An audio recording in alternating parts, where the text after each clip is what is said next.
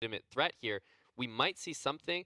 I know I'm getting ahead of myself, but something like a sacrifice on f5, even with the queen.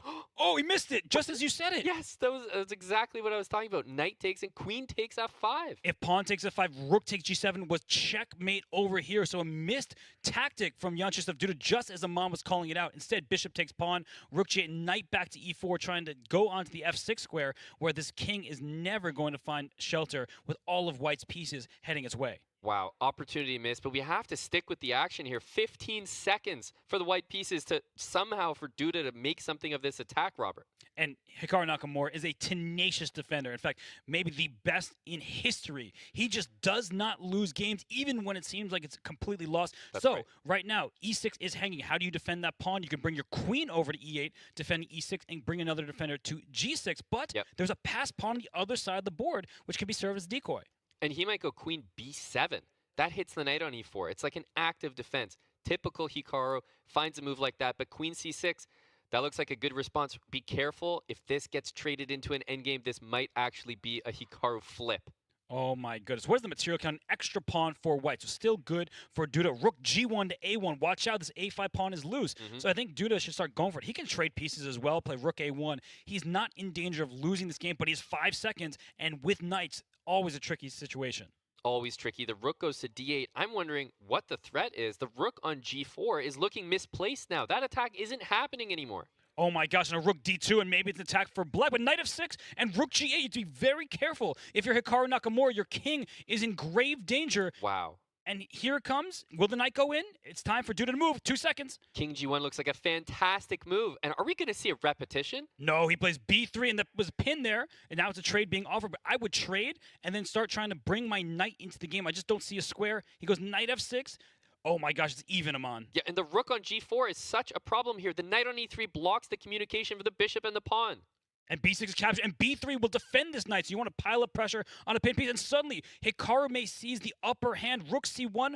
Is there rook c7? There might be a checkmate threat here too. And there might be a repetition. Although it looks close to mate, I think this might even be a repetition with the knight and the rook. g5, Hikaru's king is running for the hills. Oh my gosh, there's no check on g7. There's no check. The knight covers it, and Hikaru might have the upper hand. The king is escaping. Yeah, this is exactly what black wants in this endgame. The king coming to the middle of the board. I don't see anything here for white. And the king will keep on running. King to d5. It is safe. The e5 pawn is now loose. Oh my gosh, Hikaru is up a pawn, and he's trying to win this game. Yeah, there's knight anywhere you want. Of course, the f4 pawn can be taken. Probably takes on f4, knight g2 check, and the e5 pawn. And e5 just falls. Will there be enough checks? I think that a5 dropping does not give him enough. And there was a winning move. There was a winning move miss, and it was h5 check to drag the king up to h5 and give this check on b5. That is a hard move to see in time trouble. But we're still in this game right now. The knight on a5 desperately wants to get back into the action, but it just can't reach where it wants to go. And here the knight finally is coming back towards the center of the board.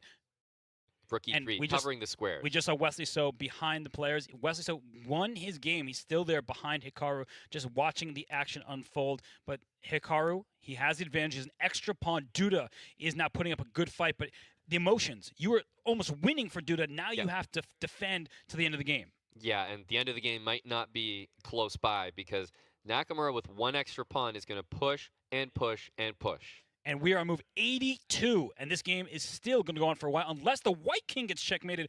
Watch out. Here comes rook e2 check. That's king being pushed to the first rank. Yep, rook e2 definitely looks like a great place to start. Maybe knight f3 first. Oh, gosh, protecting and attacking. E5 will be covered. He wants to bring the h-pawn forward. Maybe rook g3 check. And don't go to h2. Get mated immediately. Yep, he's got to give that up. Rook f3, of course, we won't see a repetition here, but the players sometimes use this to gain time in these positions. And e4 protecting the rook over here. Rook f6 can be blocked with knight f5 potentially. Wow. I think you might want to do that, just not avoid some trades. Rook a4. Here come the pieces. King f3, knight e3 check and mate. Yep. Oh, and the knight it's d8, it's that's too far. Way too far away. And rook g1, e3 check. And if king d3 is rook d1 winning the knight, this is over. This is over. That pawn is going all the way. Rook d1, keep it simple, take the knight. And Hikaru Nakamura, he's got that head nod, and oh my goodness, the headphones come off, and it's a victory. The guy cannot be defeated, even in completely hopeless-looking positions. Hikaru Nakamura surges to a 2-0 lead in his match against the Magnus.